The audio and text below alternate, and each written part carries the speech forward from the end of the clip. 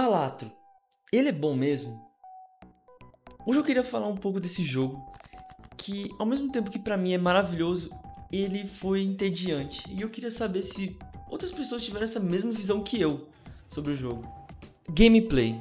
A gameplay do jogo, se resume a um roguelike, onde nosso objetivo principal é concluir uma certa quantidade de apostas, e dentro de cada aposta a gente vai ter uma quantidade de rounds. E em todo round, o nosso objetivo é alcançar uma certa pontuação. E todas as mecânicas do jogo giram em torno da gente alcançar essa pontuação. Como as mãos de poker, os coringas, os planetas e as cartas de tarô. De primeira, você tem uma impressão muito boa sobre o jogo. O jogo ele tem toda uma estética maravilhosa, um sound design muito gostoso. E tudo isso misturado é uma carga de dopamina gigantesca. Então, a primeira vez que eu abri o jogo, eu fiquei totalmente viciado nele e não querendo parar, totalmente fissurado. Só que pra mim, isso foi se esvaziando muito rápido. E, da minha perspectiva, foi muito por causa da gameplay que é proposta no jogo. Eu não sei, sinceramente, como poderia melhorar, mas eu vou tentar explicar o mais claro aqui o porquê eu achei entediante. Com o passar do tempo, obviamente. No começo, eu perdi bastante. No começo, eu perdi bastante no jogo. Eu não conseguia nem concluir umas 3 apostas, basicamente. E com isso, eu fui liberando mais coringas, mais cartas de tarô e algumas outras coisas para ajudar a gameplay. E outros baralhos. Só que, na minha visão, eu senti que isso foi muito lento. Eu não sei se eu não conseguia cumprir os objetivos, porque na maioria dos roguelikes a gente tem que cumprir certos objetivos pra gente conseguir liberar itens. E não é só simplesmente jogar aleatoriamente que a gente vai liberando. A gente tem que fazer tal coisa que fazendo isso a gente vai liberar. E muitas das vezes essas coisas são bem óbvias e bem fáceis de fazer. E eu talvez não tenha entendido muito bem a mecânica e de como eu poderia mesclar tudo para ajudar a liberar mais coisas. Então, depois daquele boom de dopamina que eu tive na primeira vez que eu fui jogando, eu senti que foi bastante repetitivo até eu liberar outros baralhos e entender um pouco mais a mecânica. Quando a gente consegue liberar o baralho das moedas, que se eu não me engano é o amarelo, que a gente consegue fazer muito mais dinheiro no jogo,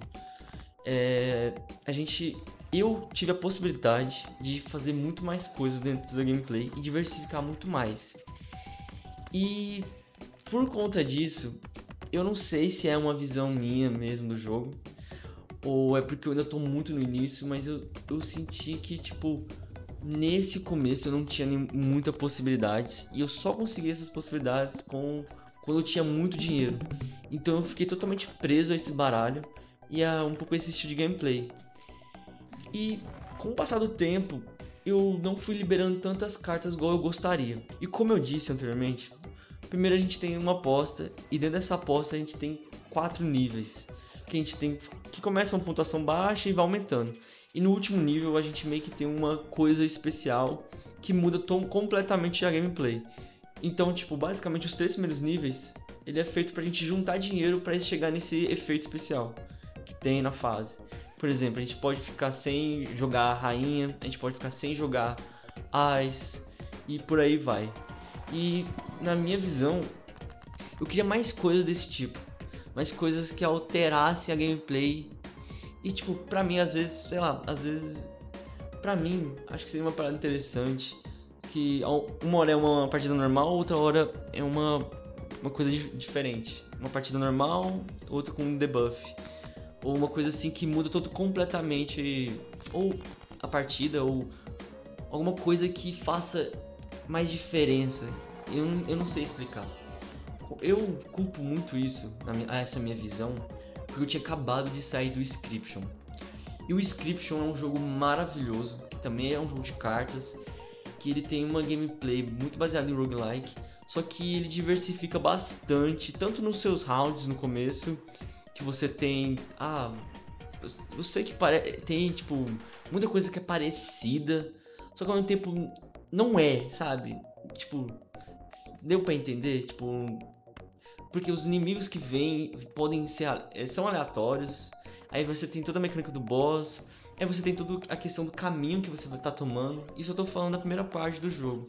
Sem contar toda a questão que o jogo muda completamente gameplay. Tipo, 2 vezes. E então eu culpo totalmente essa minha... todo esse problema que eu tenho com Balatro, o Inscription. Que colocou em mim uma expectativa muito alta de querer outro jogo de cartas. Que, sabe, eu zerei Inscription e eu senti um vazio no meu peito. E eu pensei que eu conseguiria completar esse vazio com Balatro. E eu não consegui, infelizmente.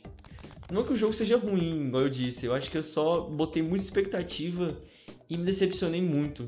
Porque pra mim, eu senti que a gameplay foi bastante repetitiva e que, como eu também não tenho tudo liberado e tal, e obviamente isso acho que também é um fator muito importante, que eu acho que como as coisas que vão diversificar minhas builds são ter muito mais itens, né? Só que eu não me senti motivado de voltar atrás e liberar esses itens, por exemplo. Infelizmente. Mas talvez seja só uma loucura minha. Eu já vi vários vídeos de gente tentando bater recorde e tal, e fazendo pontuações tipo assim mirabolantes, e eu não faço a menor ideia de como fazem isso. Eu não sei se isso é no jogo livre ou qualquer coisa do tipo, mas às vezes esse seja o principal objetivo do jogo, é você quebrar ele completamente, sabe? E só talvez eu seja um cara doido que não pegou o feeling do jogo, infelizmente. Mas eu recomendo bastante você tentar ir lá e experimentar. Se você gosta de roguelike, ele é uma ótima opção. Ele é muito divertido. Só que pra mim não teve a pegada, infelizmente.